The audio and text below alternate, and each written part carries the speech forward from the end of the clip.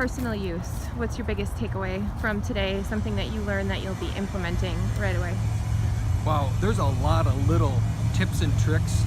I think first and foremost, there's a product that gets mixed in with the muriatic acid for the acid wash and it's by design to do this.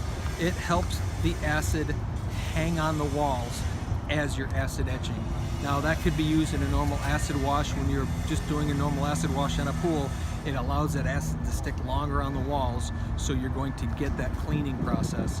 But talk about making it easy to put acid on and then allow it to stay long enough to do its work versus streaking down and all ending up at the bottom of the pool.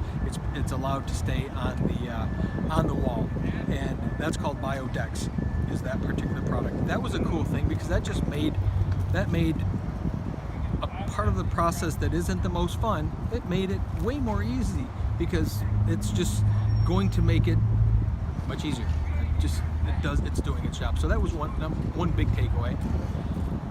I think understanding better the importance of the 50-50 blend. I think that was something we spent quite a bit of time on, the 50-50, that half epoxy, half acetone, and how important that is to let it sit for 12 to 14 hours before you're putting that second layer on. Again, that's something that's come with time. Before, there wasn't this urgency or need to let it wait 12 to 14 hours. It can go up to 24 hours. But I think that's another thing that's going to help our timeline by prepping. And we haven't been doing it that way, but by prepping it so that the 50-50 goes on at the end of the day, so that the next day you're ready to roll the epoxy on. I think that's probably something that's been said at times, but it was really stressed here today. And it's got me rethinking about kind of now my timeline in terms of the process, how I want to do it. So I'm going to have to play with that one in my head quite a bit more to make sure that I get it right for our particular applications. Did you know about the importance of having enough 50-50? I did. So the question is, did I know the importance of having enough 50-50? And I think probably one of the key things that I was told early on from Mike out of Canada was heavy coat on the 50-50. He said if you do the 50-50 right and you use a lot of material on the 50-50, you'll only need a thin coat of the full 100% epoxy on the second coat.